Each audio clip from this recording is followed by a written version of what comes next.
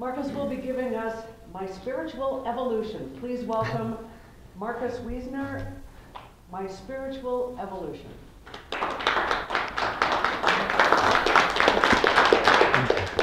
Thank you. And if I must say, we have a very fascinating topic today. My life is an epic saga, and I'm sure that you'll all fall in love with me almost as much as I have, or maybe more.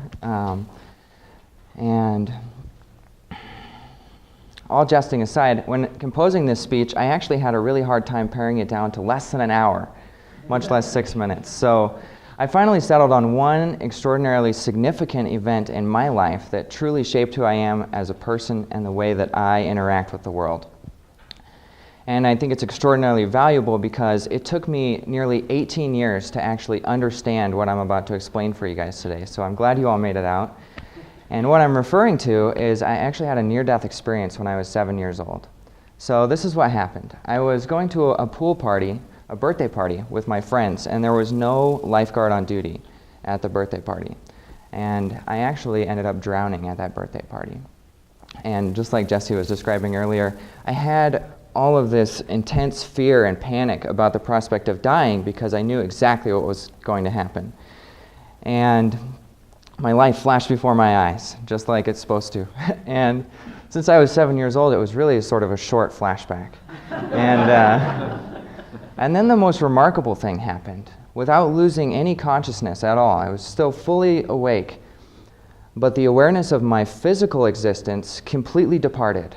And it didn't even cross my mind beyond that point as even vaguely significant, because what replaced it was an infinite presence of love so immense, and it was a peace so indescribable and incomprehensible, and yet so intimate that the sense of myself as being separate from it completely vanished.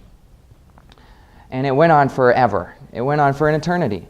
And it never ended, although there may seem to be a contradiction, because after a while, I then became aware of my physical existence again.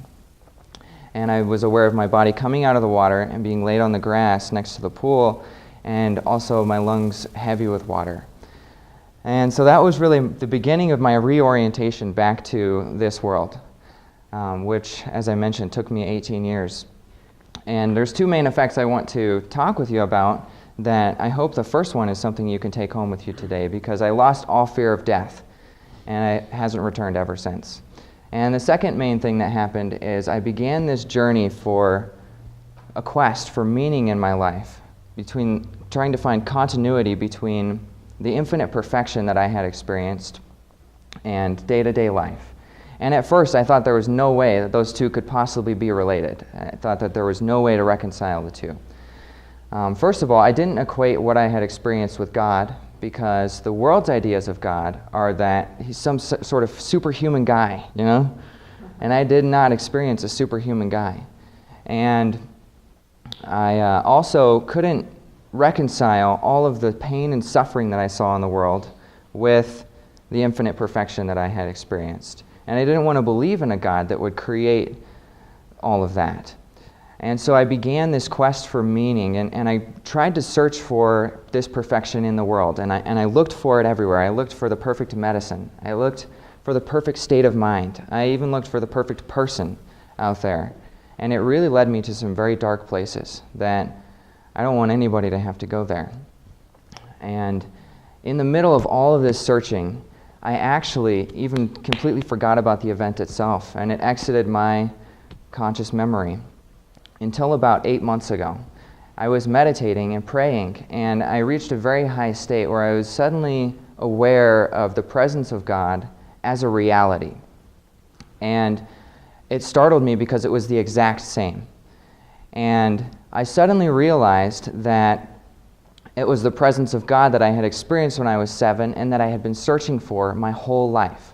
And I suddenly realized that God is the source of all existence, but that the suffering that we see in the world is due to the choices that we make, because life is free.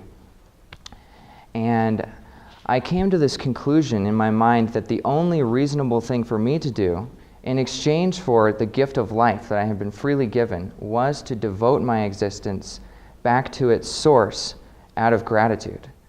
And my life took on a whole new meaning, and every moment started bursting with purpose. And I realized that my spiritual life and my day-to-day life don't have to be separate, and that they actually aren't separate in any way. And that's the journey that I'm on. And in my business, I'm expressing my divine essence. And I'm hoping to also bring other people on that journey, because I think a lot of people have this question of how can I express my spirituality in my day-to-day life? And that's the journey that I'm going to continue talking about in my next speech.